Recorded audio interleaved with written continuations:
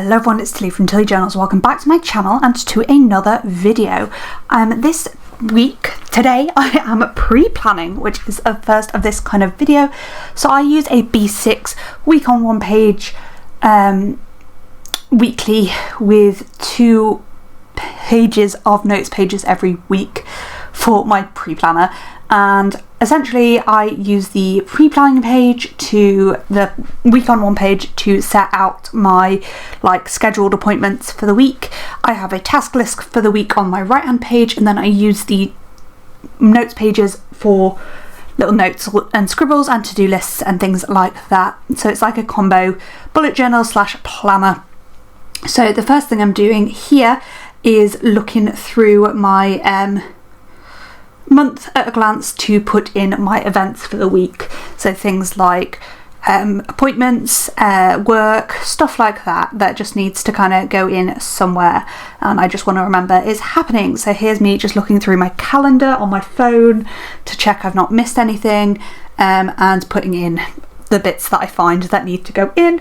My calendar is very confusing at a place, but yeah, it works for me. It means I know what is going on. Once I've put in all the boxes, I go through and put in any character stickers and stuff. I do use character stickers in this planner.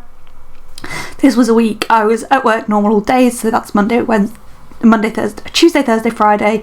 Put in Guys and Rangers. I had half a day of teaching on the Tuesday, and I was going to see Wicked the musical on the Wednesday with my husband. So just pop in that sort of thing in.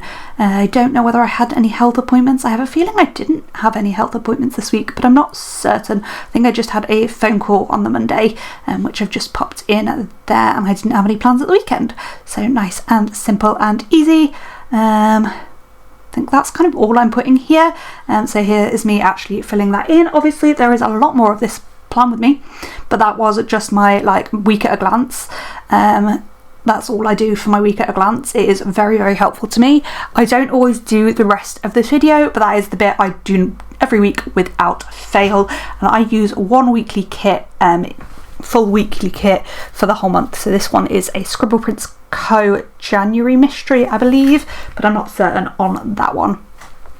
So now I am just using my monthly goals and things to make a task list for the week here, which again, this part is actually always done as well. So it just gives me a bit of structure for the week and what I need to get done, and gives me an idea of that. I'm also going to show you some new stuff that I haven't done before, but I'm trying to start doing. It's kind of gone out the window a little bit with me going abroad soon, but it's something I really want to bring into my routine and have a proper schedule and stuff. I realised here that I have a night out with work on the Thursday. I'd forgotten about that, so I just put that in there. But yeah, just filling out my task list, which actually takes quite a long time, because this is where I'm really planning my week. It's not just the events, this is the stuff I'm trying to get done in the week. So that is actually the main body of planning my week. I then go to the back pages of my planner and update those. So I've got a period tracker back here. I've got a walking tracker. I update my 30 in the year I turn 30. So here I am just checking out books and stuff, seeing what I've read, etc. Updating any of these pages. I try and do this once a week just to make sure it stays up to date. There is no other logic to this than that.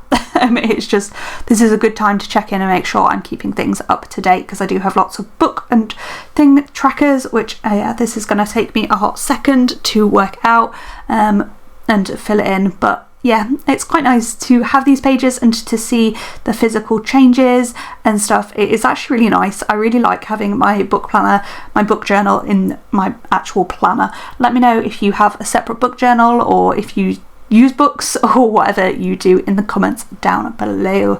Once I have done these pages, I think I'm gonna go on to the new part, but I'm not actually entirely sure. This is my books read tracker, and I colour in the book based on the genre of it, and my books read title is coloured in the colours that I use for my colour coding, and I always try and make sure there's a bit of a light and a dark part. So yeah, enjoy me just doing a bit of colouring in here, because I have a few books to add and colour in, but I really love how this is coming together. As you can see, I do read a lot of romance and then followed by like contemporary and with a bit of fantasy mixed in as well. And yeah, that's kind of it for my reading journal. I'm just updating my challenges and stuff, and then I'm done with that.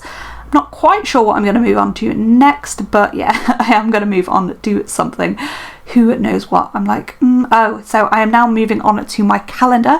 So I have an ideal schedule on my calendar, and then basically when I plan for my week, the new goal is to change up this calendar to fit with the schedules I have for the week. So for example, going to see Wicked this week takes up all of my Wednesday afternoon, so I have to like move things around to make sure that fits, and then I'm just changing bits and pieces to try and fit in the tasks that I put in my task list. So for example, this week there is a lot of editing, so I'm making sure to put time for that in, and specify that my Tilly Journals time is for editing, but I'm also adding some rest back in because of doing the Tilly Journals for doing Wicked on the Wednesday.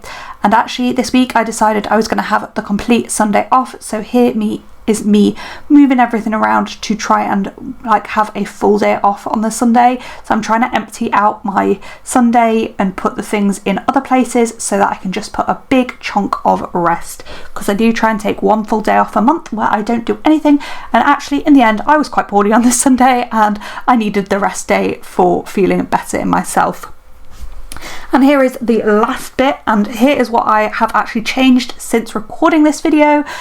So I am just setting up my daily to-do lists, and for this week I put in my events every day in boxes, and I actually hated this because it just felt too much like I needed a daily plan. I was using it like I was duplicating what was on my weekly, and I was like, this is not the purpose of this planner. The purpose of this planner is actually to be functional, and this doesn't feel functional. So this is something I've kind of changed up.